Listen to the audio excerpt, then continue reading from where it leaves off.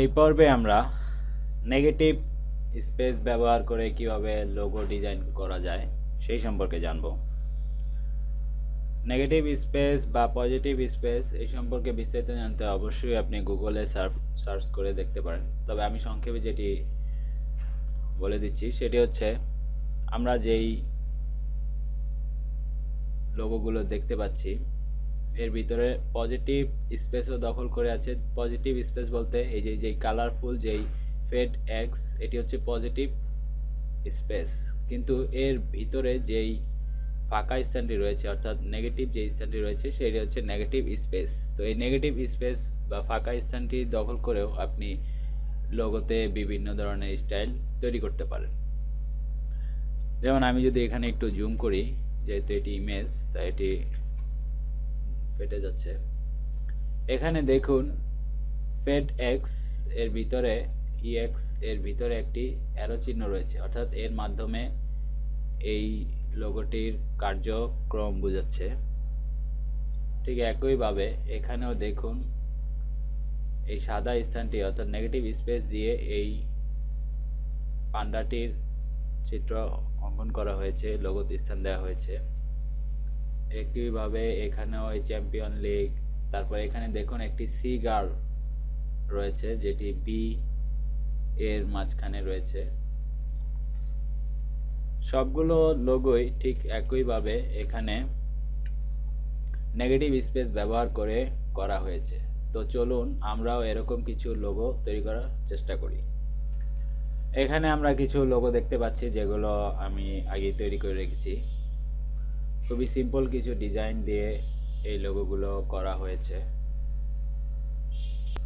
আমরা যদি এই লোগোগুলোর দিকে খেয়াল করি, যে প্রথমেই আমরা এই লোগোটি দেখি, খুবই সিম্পল একটি শেপ তৈরি করা হয়েছে এলিপস টুলের মাধ্যমে। তারপর সেটার উপরে একটি টেক্সট সিলেক্ট করা হয়েছে যেটি সাদা কালারের, অর্থাৎ এটিও একটি নেগেটিভ স্পেসের ব্যবহার। এরপরে আমরা যে লোগোটি দেখতে পাচ্ছি সেটিও খুবই সিম্পল, একটি রেক্টেঙ্গল টুলের সাহায্যে একটি স্কোয়ার করা হয়েছে, তার উপর একটি টেক্সট লেখা হয়েছে। এরকম লোগো আপনি দেখতে পাবেন। তারপরে আমরা যেই লোগোটি দেখতে পাচ্ছি সেটি অনেকটা সিম্বল ব্যবহার করে। আপনারা জানেন এখানে সিম্বলের কিছু অপশন রয়েছে যেগুলো এডিট করে আমরা এরকম লোগো বানাতে পারি। পূর্বেও এরকম আমরা দেখিয়েছি কিভাবে সিম্বল এডিট করতে হয়।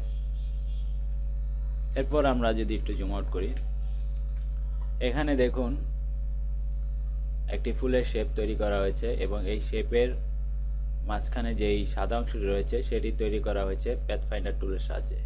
এই শেপগুলো আপনি এখানে সিম্বলে পাবেন, বা আমি এটা নিয়েছি ফটোশপের কাস্টম শেপ থেকে, যেটি আমরা গত পর্বে আলোচনা করেছি। তারপর সেটি এখানে এবং এই দুটি একসাথে সিলেক্ট করে এখান থেকে এই এক্সক্লুড অপশন ক্লিক করলে আপনি এরকম একটি ইফেক্ট পেয়ে যাবেন। এটা অনেকটা একই রকম। এখানে সাদা কালারের একটি ফুল এখানে বসিয়ে দেওয়া হয়েছে এবং এটিকে জাস্ট সিম্পলি গ্রিন কালার করে এখানে বসিয়ে দেওয়া হয়েছে। এটিও ব্যতিক্রম নয়, এটিও খুব সিম্পল একটি সিম্বল ব্যবহার করে এটি এখানে ব্যবহার করা হয়েছে। তবে এটি খুবই সিম্পল কিছু শেপ ব্যবহার করে করা হয়েছে। সময়ের সাপেক্ষতার ব্যাপারে আমি চিন্তা করে এই বিষয়গুলো করেছি।